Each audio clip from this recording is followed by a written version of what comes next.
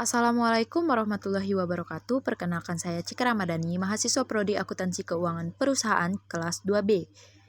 Yang terhormat Bapak Mujibur Rahman, STR AKMAK, selaku dosen pengampu mata kuliah Sistem Informasi Akuntansi. Di sini saya akan sedikit membahas tentang siklus penggajian pada PT Cahaya Bumi Pertiwi. PT Cahaya Bumi Pertiwi merupakan perusahaan yang bergerak di bidang pertambangan dengan fokus utama pada eksplorasi, penambangan, pengolahan, dan penjualan bahan tambang seperti batu bara dan mineral lainnya. PT Cahaya Bumi Pertiwi telah berkembang menjadi salah satu pemain terpercaya dalam industri pertambangan nasional, dengan operasi yang tersebar di berbagai lokasi tambang strategis di Indonesia. Sebagai perusahaan yang mengedepankan profesionalisme dan efisiensi, PT Cahaya Bumi Pertiwi menerapkan sistem manajemen sumber daya manusia yang terstruktur dan berbasis teknologi.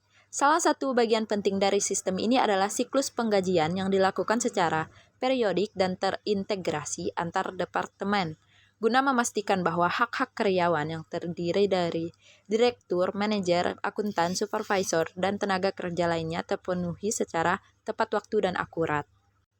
Dengan jumlah karyawan yang terus bertambah, seiring ekspansi usaha dan kompleksitas operasional di lokasi tambang yang tersebar, PT Cahaya Bumi Pertiwi berkomitmen untuk menciptakan lingkungan kerja yang produktif dan adil, termasuk dalam hal pengelolaan data, kehadiran, perhitungan gaji, tunjangan khusus seperti tunjangan risiko kerja dan lokasi terpencil, serta pemotongan sesuai regulasi dan kebijakan internal perusahaan.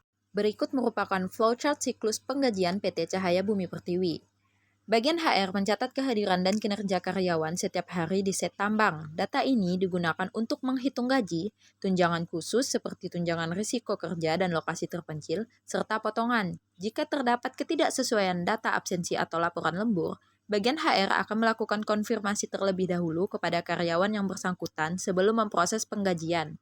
Kemudian, bagian HR menyusun daftar gaji karyawan berdasarkan data kehadiran, jam lembur, potongan seperti BPJS, pinjaman koperasi, dan lainnya, serta tunjangan tetap dan tidak tetap. Setelah selesai, daftar gaji diserahkan ke bagian akuntansi untuk diverifikasi.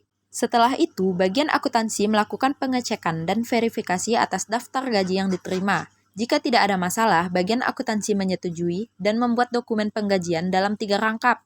Dokumen asli disimpan oleh bagian akuntansi sebagai arsip permanen, 1 salinan dikirim ke bagian HR, dan 1 salinan lagi untuk bagian keuangan. Kemudian bagian keuangan menyiapkan pembayaran gaji berdasarkan dokumen penggajian. Pembayaran dilakukan melalui transfer bank ke rekening masing-masing karyawan. Untuk karyawan di lokasi terpencil tanpa akses perbankan, pembayaran dilakukan melalui kasir site dengan bukti tanda terima.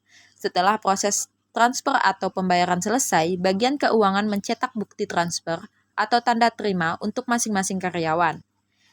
Kemudian, bagian keuangan menyerahkan bukti transfer atau tanda terima kepada bagian HR untuk didistribusikan kepada karyawan sebagai tanda bahwa gaji telah dibayarkan. 1 salinan bukti transfer juga dikirim ke bagian akuntansi sebagai arsip.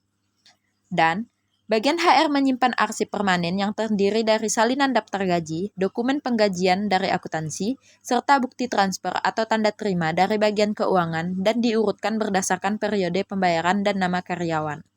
Sekian dari saya. Wassalamualaikum warahmatullahi wabarakatuh.